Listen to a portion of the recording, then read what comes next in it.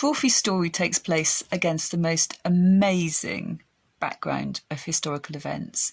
She joined in 1933, and only a year later, the events that were going to lead towards the abdication started to swing into action. She was there throughout the abdication, throughout the build-up. She was there during the run-up to the unexpected coronation of the princess's parents, George VI and Queen Elizabeth. And there are some wonderful anecdotes which I've woven into The Governess, which are so fascinating. So, for example, after George VI became king, he had to go along to some meeting at St James's Palace, meeting of the Heralds of Arms, I think it was. It was to do with the announcement of the fact he was to become king. And he went off in his naval uniform. And Crawfie and the girls spent the whole of the morning he was away practicing curtsies, because they had to start curtsying to him. He was now the king. And he came back and they had been doing this. And both of the girls swept the most fabulous low curtsies to their father. And he stood there, and it seemed as if it was a moment it really dawned on him what had happened. And he was just, completely banjaxed, and the meaning of everything suddenly seemed to crash in on him. It was a very dramatic moment. But then Crawfie tells us, but after that we all went and had a jolly lunch. But, that sort of insight, a small thing like that a father and his daughters, and the way that relationship had suddenly turned completely.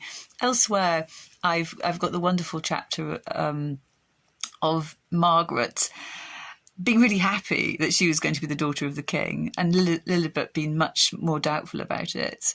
And Margaret, but also being ever so slightly outraged, saying, I've only just learnt how to write York. I don't want to write, anything else.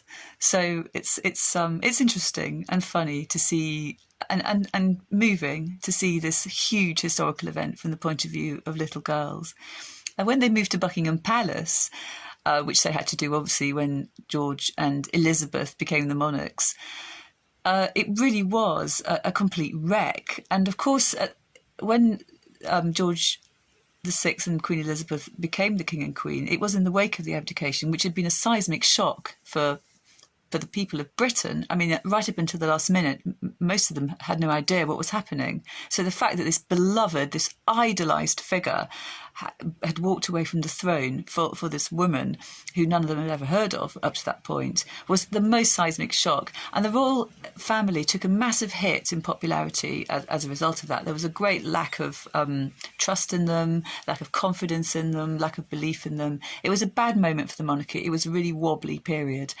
And George and Elizabeth didn't look like the best people to take up the roles, because she was quite dumpy and frumpy. He was all stammery and shy, and they'd followed this film star, this god-like figure whose popularity was just off the scale. So it wasn't a good time.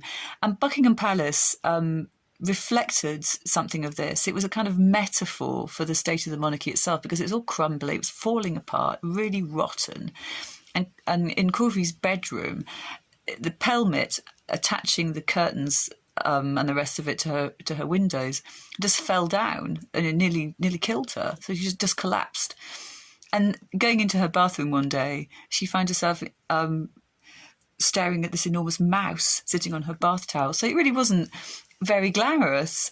And to deal with the mouse, she had to get this character called the Vermin Man. And the Vermin Man was one of the many, many palace flunkies listed in this huge directory, this huge green directory the size of a phone box, phone book, which had all the, the yeoman of the gold and silver pantry, the page of the back stairs, the flag man, the silver stick in waiting, all these sort of completely medieval titles, all of which Crawfie found completely astonishing. And the Vermin Man was in there, so she had to flick through that till she found him. But again, it's the contrast, this young woman who never intended to live in this way or teach people like this, moving into this, the absolute heart of this mysterious institution, the monarchy.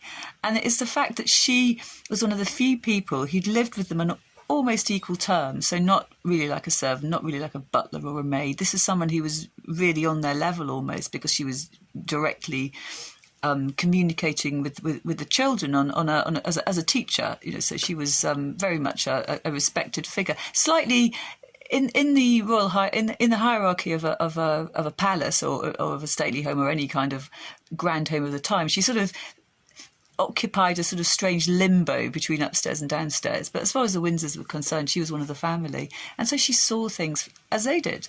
She saw things from their point of view, and that she knew their inner lives. And very few people in that position, in fact, I can't think of anybody else who's come out of it and written about it. It's an almost unique glimpse behind the scenes of royalty.